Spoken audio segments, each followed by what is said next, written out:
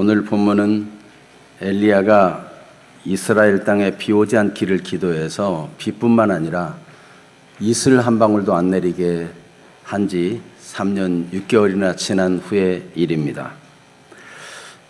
그러면 선지자 엘리야는 이스라엘 땅에 비가 오지 않도록 기도한 이유가 무엇일까요? 하나님께서 18장 1절에 보면 드디어 비를 내리겠다라고 말씀하셨는데 엘리야는 비가 오기를 구하는 이 다급한 기도를 하기 전에 백성들과 함께 바알과 아세라 우상 선지자를 소집했습니다. 그 이유는 무엇일까? 3년 6개월 비가 안 왔으면 얼마나 삶이 힘들겠어요. 온 땅에 기근이 심하고 다들 아우성인데 뭐가 급해요? 그런데 왜 바알과 아세라 우상 선지자들과 백성들을 소집하는 것입니까? 비가 오기를 기도하기 전에 드린 이 특별한 기도는 도대체 무슨 의미가 있습니까? 오직 한 가지 이유 때문입니다.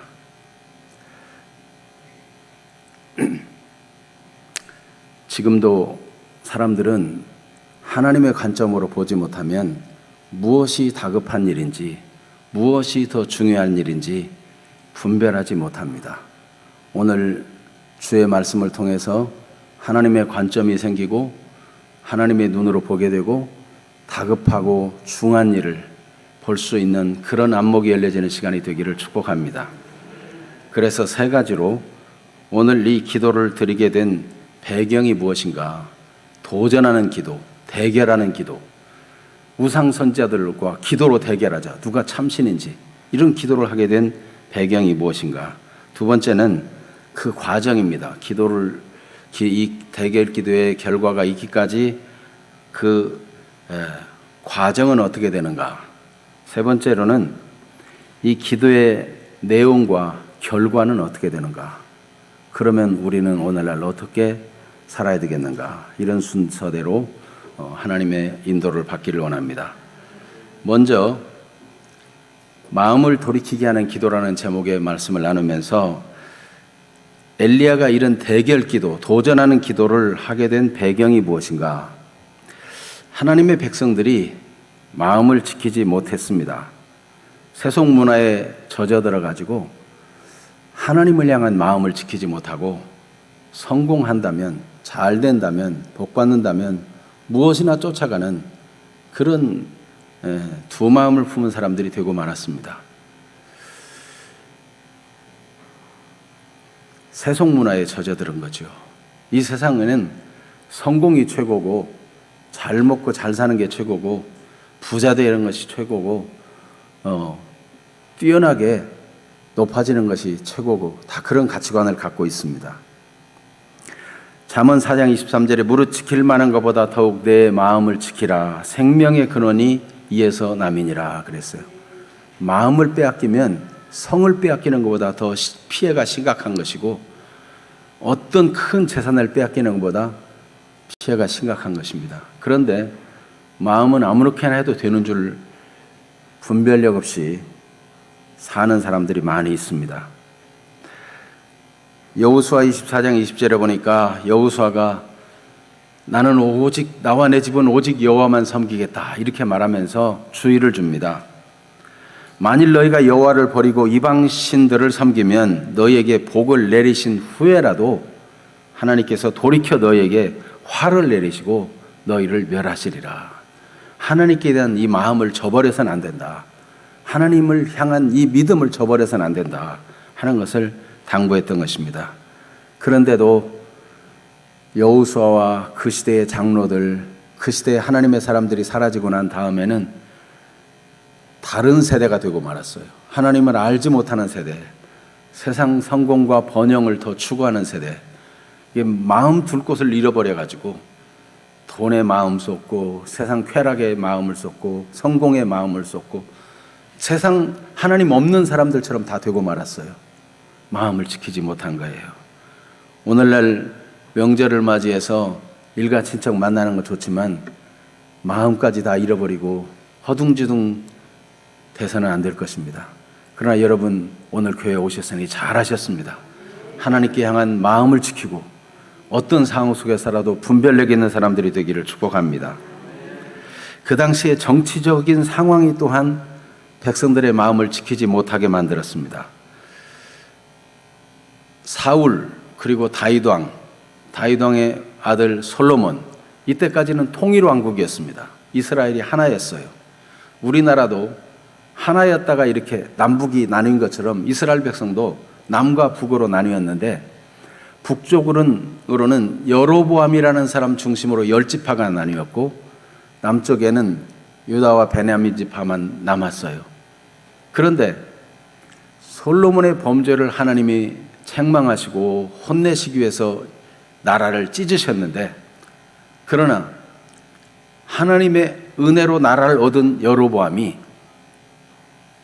하나님을 잘 섬기고, 하나님이 지금 솔로몬이라도, 전무후무한 부귀와 영광과 복을 주는 솔로몬이라도 이렇게 징계하시고 찢으신다는 걸 봤으면은 정신을 차리고 하나님을 섬기는 나라를 만들어야 되는데, 선지자가 와서 축복하고 그를 왕이 될 것이라고 말했지만은 그는 10지파를 가지고 북이스라엘 왕조를 이뤘으면서도 불구하고 마음에 불안이 있었어요.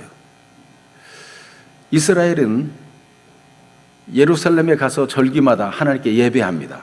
그런데 북쪽에 있는 지파들이 다 예루살렘, 남쪽에 있는 예루살렘으로 가서 예배드리고 나면 마음을 돌이켜서 다 남쪽 유다 왕을 따르면 어떻게 되느냐, 나는 죽이고 저들이 다 남쪽 유다 왕을 따르게 될 것이다, 이런 불안감이 생겼어요.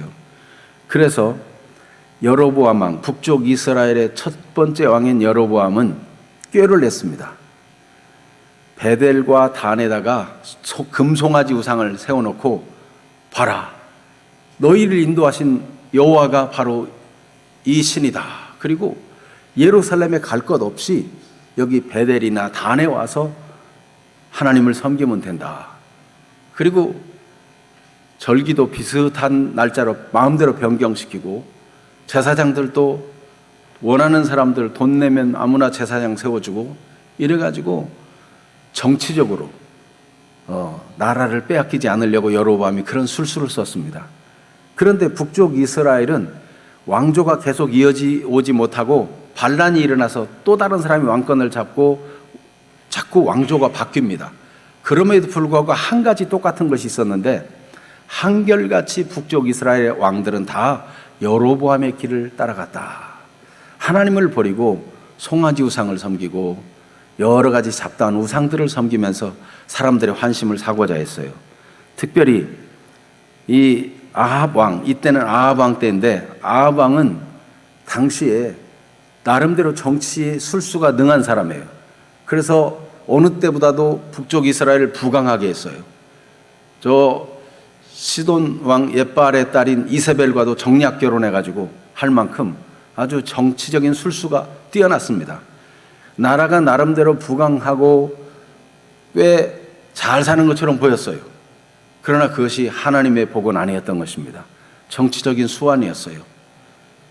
옛날이나 이제나 정치적으로 행하는 사람들은 윤리나 도덕이나 양심도 저버리고 자기 정치 생명을 유지하고 정권을 유지하기 위해서 부도덕한 일도 행하는 일이 더러 있습니다. 바로 아합 왕이 그런 사람이었어요. 그래서 베델과 단에 금송아지만 있는 것이 아니라 바알신을 섬기는 걸 권장하고, 또 이세벨이 들여온 아세라 여신을 섬기는 일을 권장해서 국가의 녹을 먹는 거짓 선지자들, 우상 숭배하는 이 선지자들이 850명이나 되었어요. 온 나라가 하나님을 버리고 다 우상 숭배하는 판이 되고 만 것입니다. 이스라엘이라는 그 이름이 무색하게 되었어요. 이스라엘은 하나님이 승리를 주시는 이름이고, 하나님이 아브라함, 이삭, 야곱, 곧 이스라엘로 바뀐 아브라함, 이삭, 이스라엘로 이어지는 이 언약의 백성이고 축복된 사람들인데, 그만 하나님의 약속을 저버리고 온갖 세상 풍습과 우상을 숭배하면서 잘 되기를 바라는 그런 문화로 가득 채워지고 말았습니다. 여러분, 정치적인 상황이 보면 부도덕한 대로 자꾸 밀려갈 수 있어요. 우리나라도 도덕적으로 올바르지 않은 것들을 정치적인 목적 때문에 용납하고 법제화하는 그런 일들이 있는데, 이것은 나라가 아무리 부강하고 아무리 나라가 융성하고 국민 소득이 올라간다 해도 이것은 대단히 위험한 일이고 하늘의 진노를 살 일인 것입니다. 여러분, 나라가 망할 때는 도덕적인 타락이 시작되는 거예요. 우리 그리스도인들은 분별력이 있어야 됩니다. 정치적인 이득을 위해서 사람들이 혼돈하는 말로 꼬이고 그렇게 해서 뭔가 표를 얻으려고 하고 수완을 부릴 때 올바른 도덕 기준을 가지고 성경적인 올바른 관점을 가지고 분별할 줄 아는 사람이 되어야 할 것입니다. 이스라엘의 멸망은 이와 같이 정치적인 상황으로 모든 여로보암 후에 일어나는 이스라엘 왕들마다 다 정치적인 입장을 소중히 여겼어요. 무엇이 옳으냐 그르냐 그런 거는 그냥 헌신짝처럼 버리고 윤리, 도덕, 정직 이런 것들은 가치 없는 것으로 여기고 온전히 성공, 성취 이런 일에 열을 올렸습니다. 그러나 여러분, 아무리 사람이 쌓아두고 성공해도 하나님이 불어버리시면 한순간에 끝나는 것입니다. 아무것도 아닌 거예요. 백성들이 마음을 지키지 못한 것은 이런 정치적인 상황 속에서 분별력 없이 그냥 막 따라가는 거예요. 얼마나 편리한가. 예루살렘까지 가려면 먼데 저 우리 단 쪽에 사는 사람은 거기까지 가려면 얼마나 먼가. 그리고 꼭 같은 날 절기를 지킬 필요가 뭐 있는가. 편리하게 날짜를 변경시켜주니까 농사 지을 거 다 지고 한가할 때 가서 예배하면 되지. 얼마나 사람들에게 이 편리주의, 사람들을 혜택을 주는 거 이런 거에 혹하면 안 되는 거예요. 오늘날도 마찬가지로 자꾸만 이렇게 편의를 제공하고 다 뭔가 이득을 준다 하면서 이를 그르치는 잘못된 정치인들이 있는데 분별해야 되는 것입니다. 그때도 그랬어요. 마음을 지켜야 돼요. 하나님께서 이 나라를 세울 때 1919년 필라델피아에서 이제 서재필 박사, 이승만 박사, 이런 유일한 박사 이런 분들이 다 모여서 나라를 위해 기도하고 이 나라의 앞날을 어떻게 세워나갈 것인가를 계획하고 그러면서 자유민주주의와 시장경제와 그리고 기독 국가로 세워가는 길만이 이 나라가 잘 될 길이다. 이런 한 마음을 모아서 공회를 시작하고 준비하기 시작했어요. 그 이후로 100년이 조금 지났는데 하나님께서 이 나라를 이렇게 올바른 민주주의 토대 안에서 성장하게 하시고 온 나라에 복음이 전파되고 복음이 활성화되고 교회들이 세워지고 하나님께 부르짖고 기도하고 이런 가운데 하나님이 잘 되게 하셨는데 점점 엉뚱한 길로 가고 있는 것은 안타까운 일이 아닐 수 없습니다. 백성들이 하나님의 말씀을 저버림으로 마음을 지키지 못하고 하나님 향할 마음 다 저버리기 때문에 엘리야는 선지자로서 비가 오지 않기를 기도한 것입니다. 이 타락한 백성이 잘 먹고 잘 살면 하나님께로부터 더 멀어지고 더 잘못될까 봐 비가 오지 않기를 기도했어요. 마음에 하나님을 잃어버리면 하나님이 주시는 비도 잊어버리고 하나님이 주시는 모든 복도 잃어버리게 되는 법입니다. 엘리야가 비가 오지 않기를 기도했기 때문에 이 소식을 아합 왕도 알고 백성들도 알아요. 그러면 비가 안 오고 어려운 중에 백성들은 분별력 없이 마음을 잃어버린 그들은 생각하기를 무슨 생각하겠어요? 저 엘리야 때문이다. 엘리야가 비가 오지 않기를 기도해가지고 지금 비가 안 오는 것이다. 엘리야를 탓하지 않겠어요? 보세요. 어떻게 이 갈멜산 도전 기도, 이 대적하는 기도가 이루어지게 되었는지.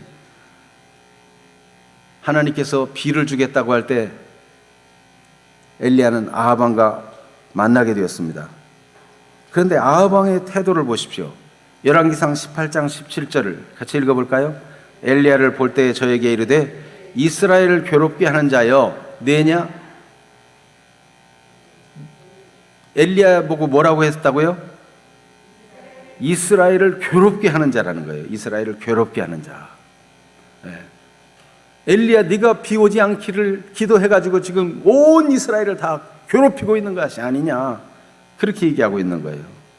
얼마나 안타까운 일입니까? 아합 왕만 그런 것이 아니라 이런 아합의 태도는 이스라엘 백성들의 태도를 반영하는 거예요. 이스라엘 백성들도 엘리야를 오히려 원망하고 있고 엘리야에 대해서 유감스럽게 생각하고 있어요. 그래서 갈멜산에 백성들과 그 우상 선지자들을 모았을 때 너희가 하나님을 택하겠느냐 우상을 택하겠느냐, 오늘 섬길 자를 택하도록, 그렇게 어느 사이에 설 것인지 어느 쪽에 설 것인지 택하라고 하니까 백성들이 눈치만 보고 머뭇머뭇하고 있는 거예요.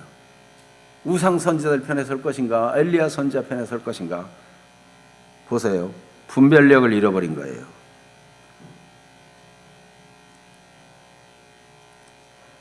엘리야는 이에 대해서 도전한 것입니다. 그래서 이런 무지한 아합 왕에게 분명하게 말해줬어요. 18절 19절 같이 읽어볼까요? 저가 대답하되 내가 이스라엘을 괴롭게 한 것이 아니라 당신과 당신의 아비 집이 괴롭게 하였으니 이는 여호와의 명령을 버렸고 당신이 바알들을 쫓았음이라. 그런즉 보내 온 이스라엘과 이세벨의 상에서 먹는 바알의 선지자 450인과 아세라의 선지자 400인을 갈멜산으로 모아 내게로 나오게 하소서, 이렇게 요청했어요.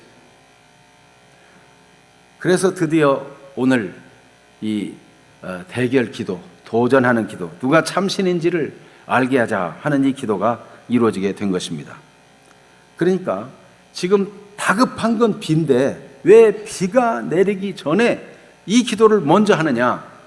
백성들의 마음이 분별력을 잃고 백성들이 마음을 지키지 못했기 때문에 이 백성의 마음을 돌이키게 하기 위해서 비도 오지 않게 한 것이고, 돌이키지도 않았는데 하나님이 비를 준다 오니까 비 오게 해주세요. 그러면 비가 오니까 마음을 돌이키겠어요? 아, 이제 편안하다, 살만하다, 그리고 마음이 여전히 하나님 떠난 상태로 있겠죠. 그러니까 비가 오기를 기도하는 것보다 더 다급한 것은 이들의 마음을 돌이키게 하는 기도가 필요한 것입니다. 그게 이 갈멜산에서 대결하는 기도를 통해서 하나님의 살아계심을 보인 것입니다. 그래서 엘리야가 이제 기도하는데 먼저 우상 선지자들에게 먼저 기도해 보라고 합니다. 여기 송아지 한 마리를 갖다가 너희가 놓고 기도해 봐라. 규칙을 정했어요. 불을 놓아서는 안 된다. 기도해 가지고 하늘에서 불이 내려서 직접 응답하면은 그게 참신이라는 증거로 삼자.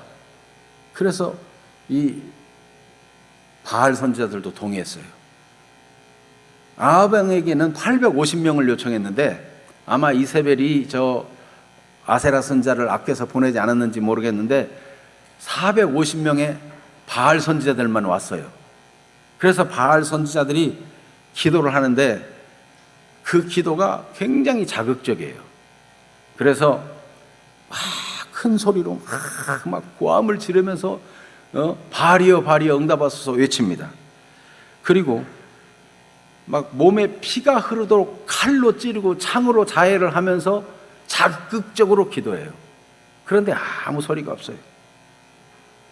그렇게 하기를 오래 하는데 아침에 시작해서 저녁 때까지 계속 소리를 지르고 뛰고 소리 내는 걸 치고 칼로 긋고 창으로 찍으면서 기도해도 아무리 자극적으로 해도 바알이라고 하는 우상이 아무 응답이 없어요. 그때 엘리야 선지자가 아주 도전적으로 행합니다. 아주 확신에 찬 행동을 하게 되는데 그것이 무엇인가 하면은 엘리야가 조롱합니다. 큰 소리로 부르라. 더 큰 소리로 부르라. 저가 신인즉 묵상하고 있는지, 혹은 잠깐 외출했는지, 혹은 길을 행하고 있는지, 아니면 잠들었다면 깨워야 될 거 아니냐. 더 큰 소리로, 더 큰 소리로, 더 자극적으로. 이거는 조롱하는 말인데 그 조롱하는 말에도 일리가 있어요. 왜냐하면 바알과 아세라 섬기는 이 우상 섬기는 선지자들은, 그리고 우상 섬기는 사람들의 마음속에는 뭐냐면 신은 뭔가 자극을 줘야 거기에 감동을 해서 응답한다. 뭔가 지성을 다 드려야 감천이 돼가지고 뭔가 역사가 나타난다. 이런 생각을 가지고 있어요. 특히 바알과 아세라 신이 농사를 짓는 데 도움이 되는 농경신이라고 생각하고 있었는데 그들이 비를 내린다고 생각하고 있어요. 비가 안 오면 그 우상 숭배하면서 온갖 음란한 짓들을 하고 자극적으로 막 행동을 합니다. 그러면 위에서 바알과 아세라 신이 이렇게 보고 있다가 남자 여자가 막 온갖 음탕한 일을 하는 거 보면 자극을 받아가지고 그들도 좋아서 관계를 하다 보면 내리는 게 비다 이렇게 생각하고 있는 거예요. 얼마나 이상한 신을 섬기고 있는 겁니까?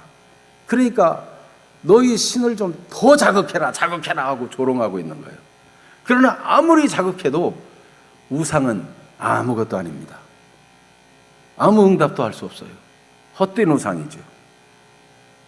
그래서 저녁 소재 드릴 때가 되었을 때 엘리야는 이제 내가 기도하겠다. 그리고 백성들에게 12돌을 가져오도록 합니다. 이스라엘은 본래 12지파, 야곱의 12아들로 이루어진 12지파로 된 백성이에요. 남과 북이 나뉘었지만 본래는 똑같은 하나님의 백성이고 한 하나님의 백성이다. 12돌을 취해다가 제단을 쌓고 그리고 거기에 나무를 올려놓고 송아지를 각도 잡아 올려놨습니다. 그리고 물을 길어 오라고 하는데 네 통을 길어 부으라고 그래요. 3번이나 그렇게 하도록. 그래서 12통의 물을 부어요. 그동안 하나님 섬기는 선지자들을 이세벨이 와서 얼마나 많이 잡아 죽였는지 몰라요. 그래서 하나님께 드리는 제단이 다 무너지고 없어졌어요. 엘리야는 하나님께 드리는 제단을 다시금 세우고 이스라엘 신앙을 회복하는 일을 하고 있는 것입니다. 물을 부어도 12통이나 부어가지고 온 재물과 나무에 흥건하고 도랑을 팠는데 도랑을 약 15리터나 들어가는 그런 도랑을 팠는데 그 도랑이 흘러 넘치도록 그렇게 물을 부었어요. 도무지 사람의 방법으로는 불을 붙일 수 없을 정도로 그렇게 해놓고 하나님께 기도하는 것입니다. 엘리야의 확신에 찬 행동은 우상 선지자들을 조롱한 것이고 그리고 그는 하나님께 드리는 단을 회복하고 하나님을 향한 신앙들을 회복해야 하는 이 단에서 기도하는 것입니다. 그의 확신에 찬 기도는 무엇입니까? 하나님을 알게 해달라는 기도이고 백성들의 마음을 돌이키게 해달라는 기도인 것입니다. 그 확신에 찬 기도, 하나님을 알기를 위해서 기도할 때 그 내용이 무엇인지 한번 오늘 본문을 읽어보겠습니다. 엘리야의 기도 36절.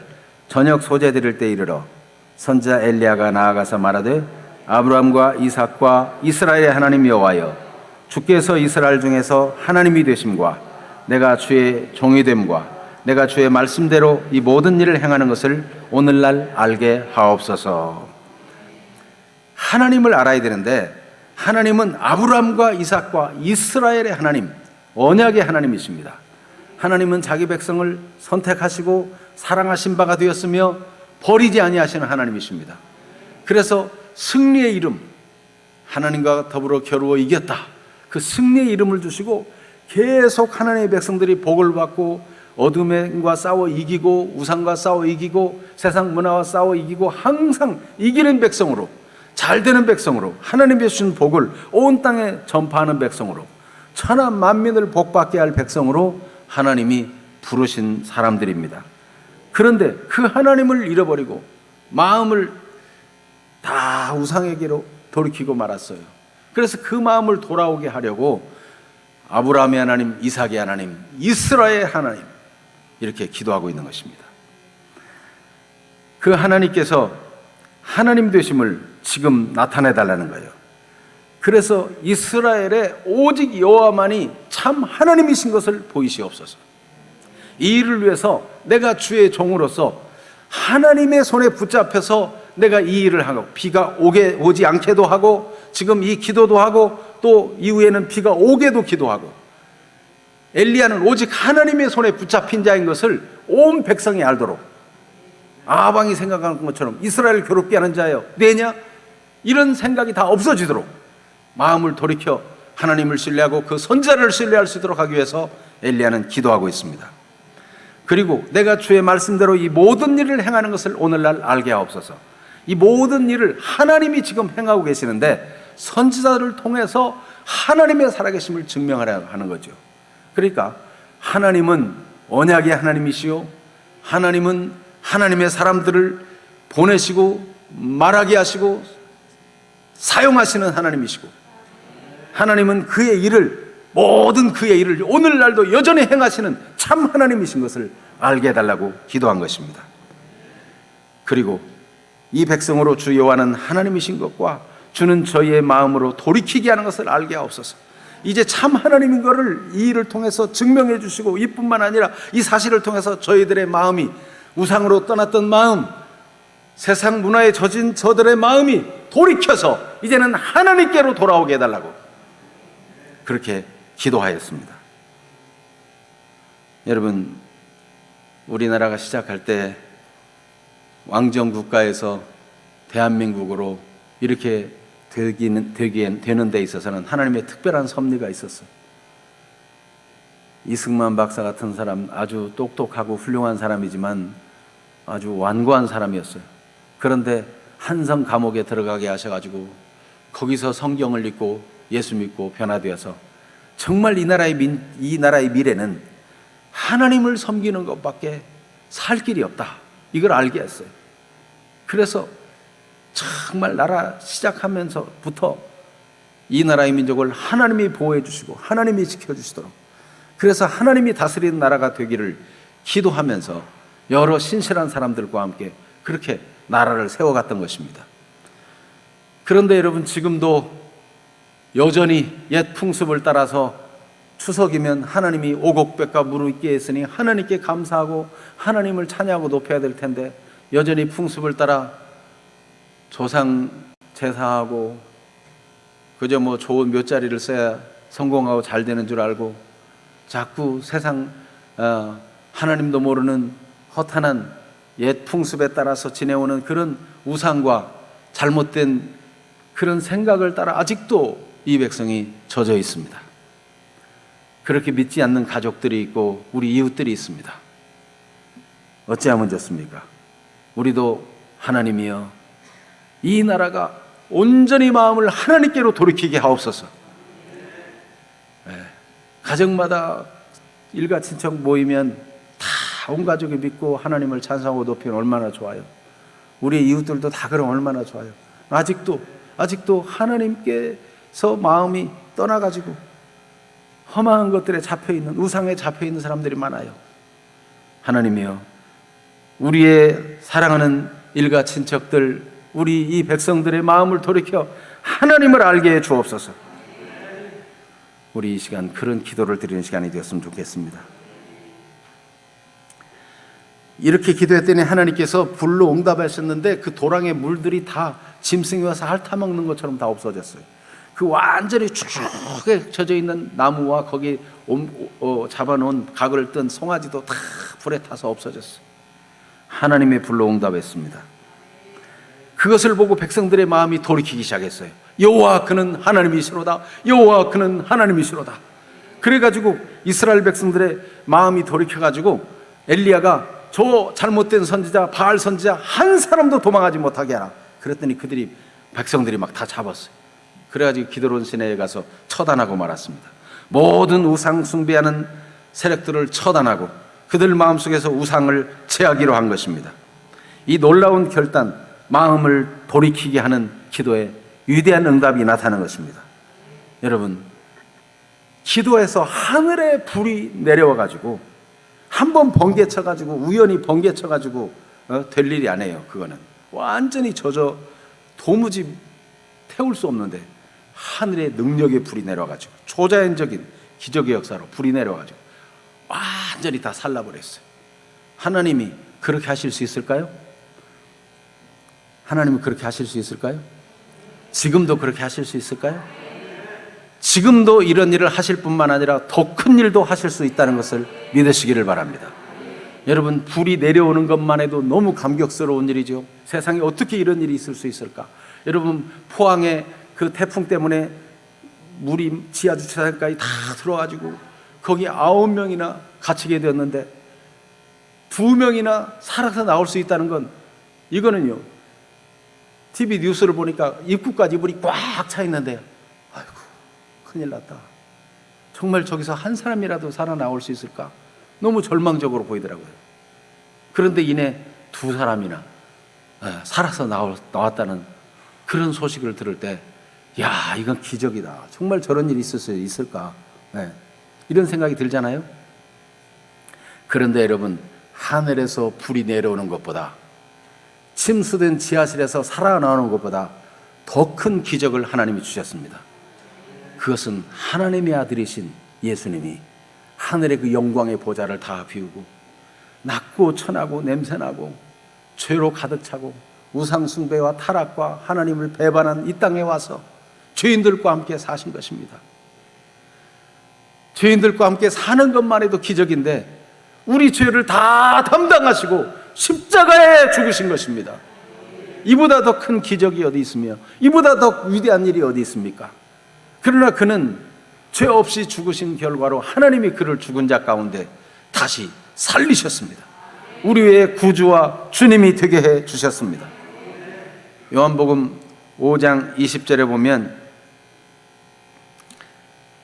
안식일에 38년 된 병자를 고치고, 그리고 내 아버지께서 이제까지 일하시니 나도 일한다 이렇게 말했더니, 저 사람이 안식일만 범할 뿐만 아니라 자기를 하나님과 같은 존재로 얘기하고 있구나 하고 예수를 죽이려 했어요. 예수님이 요한복음 5장 20절에 말하기를, 아버지께서 아들을 사랑하사 자기 행하시는 것을 다 아들에게 보이시고 그보다 더 큰 일을 보이사 너희로 기이 여기게 하시리라 말씀했어요. 빌립이 나다나엘을 데려왔을 때 나다나엘은 나사렛에서 무슨 선한 것이 날 수 있느냐 그랬는데, 예수님은 나다나엘을 보자마자 나다나엘을 칭찬했어요. 너는 정말 순수한 사람이다. 저를 어떻게 아십니까? 내가 무화과나무 아래 있을 때 보았다. 너 모르게 무화과나무 밑에서 하나님께 기도하고 있던 나다나엘을 예수님이 벌써 알고 계시는 걸 보고 나다나엘은 깜짝 놀라게 됐어요. 그때 예수님께서는 나다나엘에게, 너는 무화과나무 아래서 내가 너를 보았다고 해서 믿느냐? 이보다 더 큰 일을 보리라.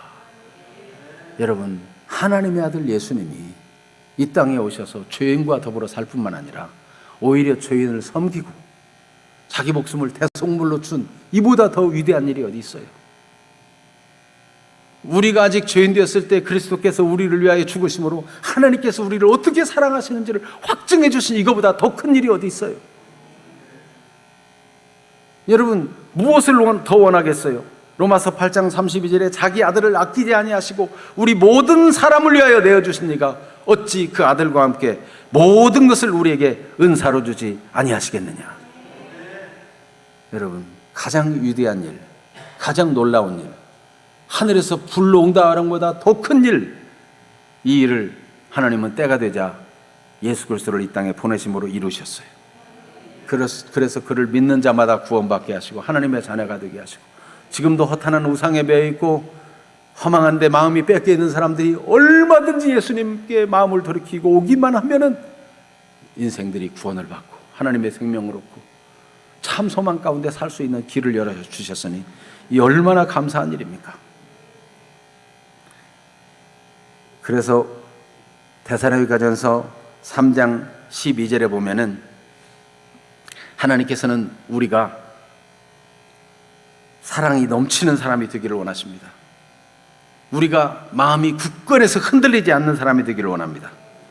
우리 주 예수 그리스도께서 영광 중에 다시 이 땅에 오실 때 하나님 앞에서 거룩하고 흠이 없이 보존되기를 원한다고 말씀하고 있어요.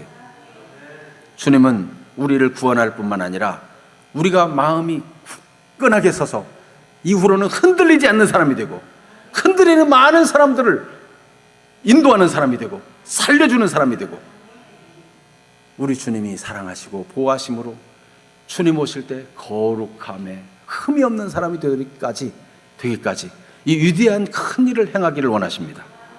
그러므로 마음을 굳건하게 해서 우리 삶을 주 앞에 드려야 되지 않겠습니까? 이 위대한 소식을 엘리야는 도전하는 기도로 이렇게 사람들의 마음을 돌이켰다면 우리가 주의 복음을 전해서 사람들을 돌이키고 하나님께 오게 하는 일을 해야 되지 않겠습니까? 그런 은혜가 있게 되기를 축복합니다. 살아계신 하나님 아버지, 엘리야의 도전하는 기도는 그 나라를 살리는 기도였고 백성들의 마음을 돌이키게